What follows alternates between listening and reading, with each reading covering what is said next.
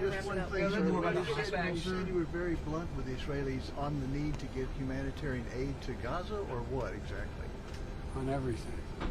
So, no, I was very blunt about the need to support getting humanitarian aid to Gaza.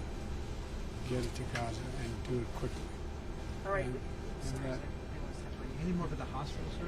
May I? Don't. May I ask you about?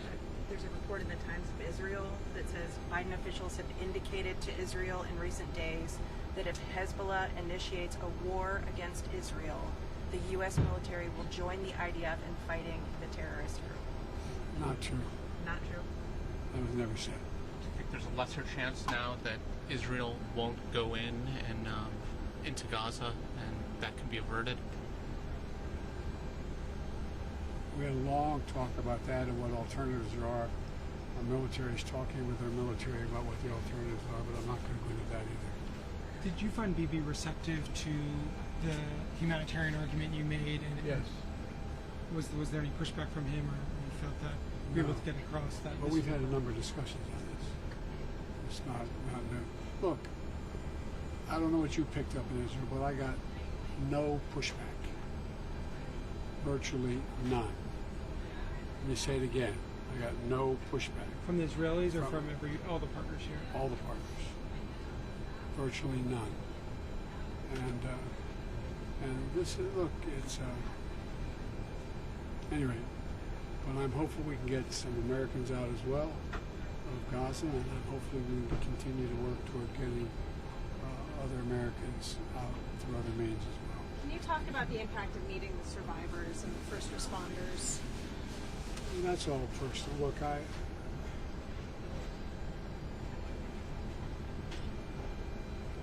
spent an hour and a half about 17 or 18 before, and I don't know how to say this.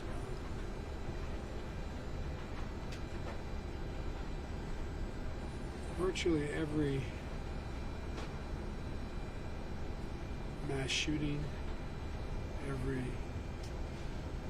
circumstance where a large number of people have been victimized and lost, I spoke with them. I learned a long time ago, which you've all learned in your lives as well.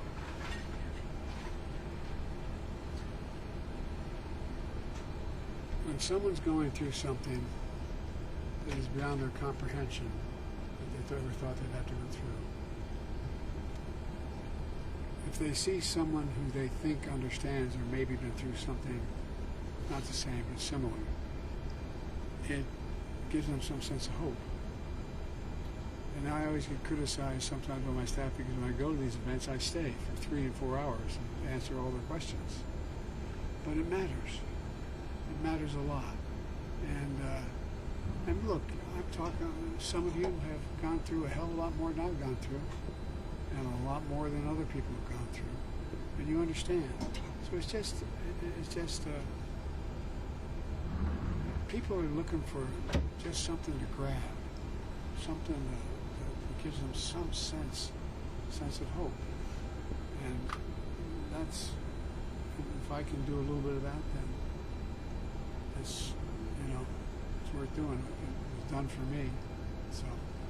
Do you think it was necessary for you to come here to get this deal done? Was the in-person diplomacy aspect really important here? What do you think? I'll let you answer that. You joked about the House. Do you have any view of Jim Jordan and his predicament? Do I have any what? Do you have a view of Jim Jordan's current predicament, unable to secure the speakership? I ache for him. No. Zero. None. Mr. President? How about the hospital, sir? People all over the region are upset about the hospital and don't necessarily believe you or the Israelis that they didn't have anything to do with it. Do you have a message to the people in the streets right now? Well, I can understand why in this circumstance they wouldn't believe. I can understand that. But I would not, you notice I don't say things like that unless I have faith in the source from which I've gotten them. Our Defense Department says it's highly unlikely that it was Israelis, but if it had a different footprint, and they've intercepted some, anyway. So that's why, if you notice, I didn't say it first. I wanted to make sure that I knew. And look,